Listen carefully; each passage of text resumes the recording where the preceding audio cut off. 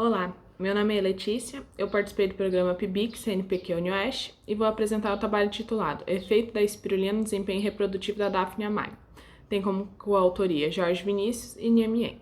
Sou do curso de Engenharia de Pesca, do Centro de Engenharia e Ciências Exatas de Toledo, e meu orientador é o professor Dr. Niamien Arraud Sebastien.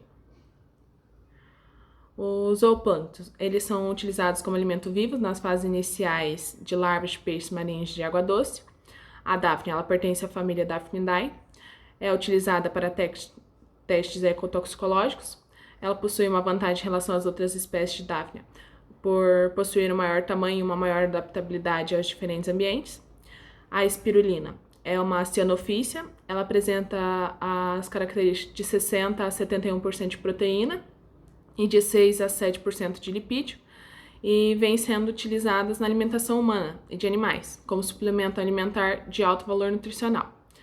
A adição de 10% desses alimentos vivos à alimentação animal, ela pode reduzir até 75% o custo de arraçoamento. Além disso, pode-se observar a escassez de referência em relação ao comportamento e à biologia da reprodução desses organismos. Os objetivos. Foi avaliado o desempenho reprodutivo da Daphne para tentar elucidar as condições de reprodução biológica e reprodutiva, as suas características fisiológicas, como a taxa de crescimento, o tempo de duplicação, e fazer um modelo de produção para seu uso sustentável em diversas atividades.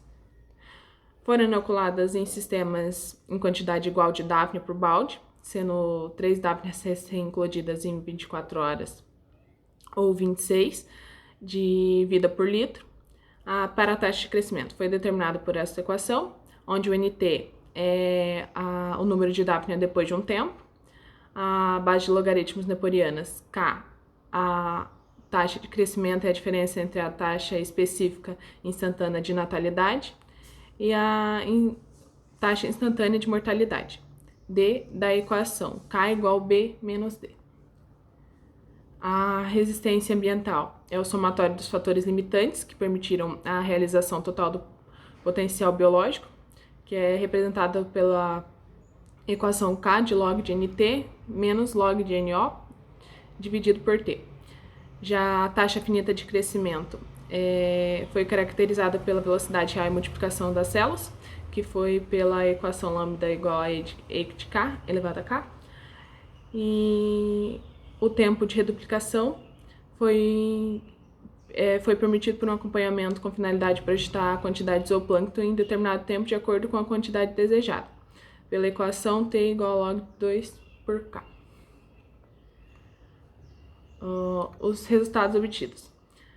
Nesse gráfico é apresentado um comparativo de números de neonatas produzidas por fêmea em um período médio de 30 dias, ao longo das 3 gerações observadas com alimentação exclusiva de cenadesmo e com a adição de espirulina em pó. O fator de reprodução ele está diretamente relacionado com a quantidade e a qualidade do alimento ofertado.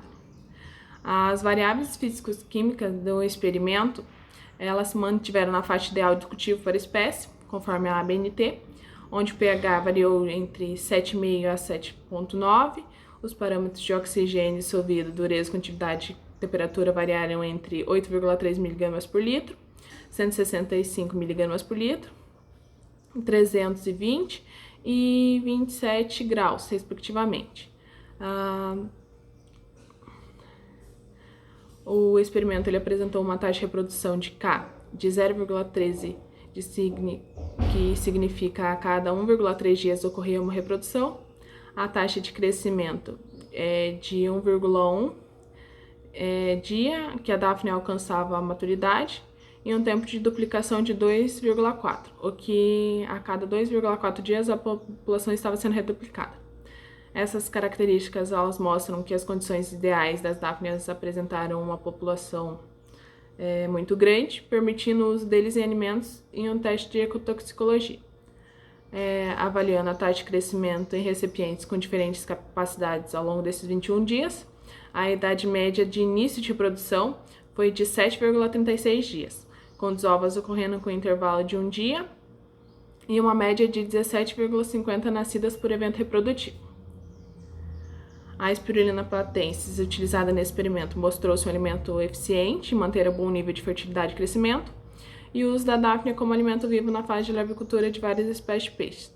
Ela pode proporcionar melhores resultados tanto na sobrevivência quanto no crescimento, quando comparados a obtidos com a utilização de dietas artificiais. Eu gostaria de agradecer ao UniArte e ao CNPq pelo laboratório e auxílio com a bolsa.